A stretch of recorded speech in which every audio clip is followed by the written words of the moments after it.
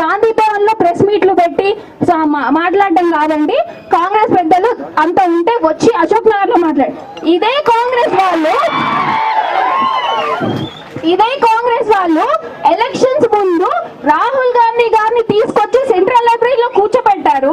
మరి ఇవాళ ఏ కాంగ్రెస్ పెద్ద మనిషి ఎందుకు రావట్లేదని నేను అడుగుతున్నా. అంటే మా బాధ మీకు వినిపిస్తలేదా, లేకపోతే ఇంకా ఎక్కువ పెద్ద ఎత్తున గోలు చేయమని చెప్తున్నారా ఇండైరెక్ట్ గా? ఇదంతా కాదు, ఖచ్చితంగా మా డిమాండ్స్ అన్ని మీరు నెరవేర్చాల్సిందే. ఎందుకు ఇప్పుడు ఎలక్షన్స్ కంటే ముందు అశోక్ నగర్ లో ఒక ఇన్స్టిట్యూట్ పెద్ద మనిషి మధురాజ్ కిని వాళ్ళందరినీ పిలుస్తాడు, ఇన్స్టిట్యూట్ కి అందరినీ పిలిచి ఒక్కొక్కరికి ఫోన్ చేసి అమ్మా రండి, ముఖ్యమైన వ్యక్తి వస్తున్నాడు ఇవాళ, మన సమస్యలు పరిష్కరిస్తారు అనేసి మాట్లాడిండు. మరి ఈ రోజు ఎందుకు రావట్లే? ఈ రోజు ఎందుకు ఏ పెద్ద మనిషిని పిలవట్లే ఆయన ఇన్స్టిట్యూట్ కి? ఎందుకు? ఆయన పదవి వచ్చింది, మనకి లేవు. అంటే నీకు పదవులు వస్తే నీ ఆకలి తీరితే నువ్వు సల్లా ఇంట్లో అంటావు. అవసరం లేదా? మాకు జాబులు అవసరం లేదా? మేము అడిగేది మాకు దక్కాల్సిన న్యాయం మాత్రమే. మీ ఇంట్లోకి వెళ్ళి మీ జేబులోకి వెళ్ళి పైసలు తీసి మాకు పెట్టుర్రి అని మేము అడుగుతలేము. అర్థమైందా? సో ఇవన్నీ మీరు డిమాండ్స్ అన్ని తీర్చాల్సిందే. ఇంకొకటి జీవన్ రెడ్డి అంటారు 1:50 వ్యాలిడ్, 1:100 వ్యాలిడ్ కాదు, ఏ స్టేట్ లో లేదు, ఏం లేదంటే మరి ఏపీలో 1:100 ఎట్లా చేసిరు అంటున్నా. అంటే వాళ్ళకి మీ జాబ్ క్యాలెండర్ ఇస్తాము అంటే ఎట్లా నమ్మాలి మేము? ఇన్ని రోజులు ఏమన్నారు? మేము మాట్లాడుతుంటే పట్టించుకోలే. ఎప్పుడైతే అపోజిషన్ బయటకు వచ్చి క్వశ్చన్ చేసిందో దీన్నంతా డీవియేట్ చేయడం కోసము జాబ్ క్యాలెండర్ ఇస్తామని శ్రీధర్ బాబు అంటే. నేను ఒకటి అడుగుతున్నా అండి, సీఎం రేవంత్ రెడ్డి గారు ఏమన్నారు ఒక ప్రెస్ మీట్ లో, ఒక మీడియా ముఖంగా అన్నాడు మేము జాబ్ క్యాలెండర్ ఆల్రెడీ ఇచ్చేసాం చూసుకోండి అన్నాడు. అదే శ్రీధర్ బాబు ఏమన్నాడు నిన్న మొన్న, ఆ జాబ్ క్యాలెండర్ తొందరలోనే ఇస్తాం. అంటే మంత్రులకి ముఖ్యమంత్రులకి కోఆర్డినేషన్ లేదా? మీరు మీ ఎవరికి ఇష్టం వచ్చింది వాళ్ళు మాట్లాడతారా? అంటే ఇది చాలా సెన్సిటివ్ విషయం.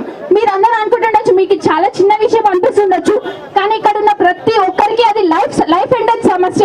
ఎంతమంది ఎన్ని సంవత్సరాల నుంచి ఇక్కడ ఉంటున్నారు మీకు తెలియదా?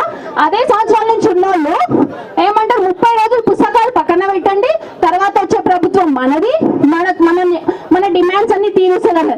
30 రోజులు పక్కన పెట్టినాం బై పుస్తకాలు, ఇవాళ ఏది ఎవరు ఎందుకు మాట్లాడతలేరు? ఇప్పుడు మొన్న చూసుకుంటే తీన్మార్ మల్లన్న గ్రాడ్యుయేట్ ఎమ్మెల్సీ అంటే ఏంటి? అందరం చదువుతున్న లోట్లేసనేగా పెద్ద మనిషి గెలిచింది. ప్రచారాలలో ఏం చెప్పిండు? గ్రూప్ 1 1:100 చేస్తాం సోదరులారా, గ్రూప్ 2 2 and 3 పోస్టులు పెంచుతాం సోదరి మల్లారా అన్నాడు. ఇవాళ ఏడి? ఢిల్లీ పోయి కేసీ వేణుగోపాల్ని మల్లికార్జున్ ఖర్గేని కలవనీక టైం ఉంటది.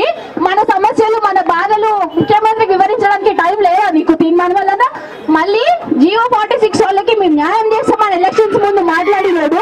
జియో 46 వాళ్ళని ఇవాళ ఎందుకు తిడుతున్నావు నువ్వు? అడ్డగోలుగా తిట్టలేదా నువ్వు అందరి ముందు? ఈ రోజు వాళ్ళు ఎందుకు పనికొస్తలేదు నీకు? ఆ రోజు న్యాయం అనిపించింది, వాళ్ళు న్యాయం అని ఎందుకు అనిపిస్తలేదు? ఇట్లా ప్రతి ఒక్క పెద్ద మనిషి మోసమై చేసిండు. కాంగ్రెస్ నుంచి ఉన్న పెద్ద మనుషులు ఆ రోజు ప్రతి ఎమ్మెల్యే, ఇప్పుడున్న ఎంపీలు అందరూ, మినిస్టర్లు అందరూ మీకెందుకు మేమున్నాం, చేసే బాధ్యత మాది అన్నప్పుడు ఆ రోజున్న బాధ్యత ఈ రోజు ఎందుకు లేదు? ఇది మనం ప్రతి ఒక్కరం ఆలోచించుకోవాలి. మన డిమాండ్స్ అన్ని నెరవేర్చాల్సిందే. నెరవేర్చేదాకా మనం వదిలే ప్రసక్తే లేదు. నేను ఇంకొక మెసేజ్ గవర్నమెంట్ కి ఇవ్వాలనుకుంటున్నా. ఏంటి అంటే, ఇప్పుడు మన తరఫున రిప్రజెంటేటివ్స్ అని చెప్పుకొని తిరుగుతున్నారు ఒక 2-3. ఆ 2-3 వెనకాల తిరిగే 10-20 మంది మాత్రమే నిరుద్యోగులు కాదు.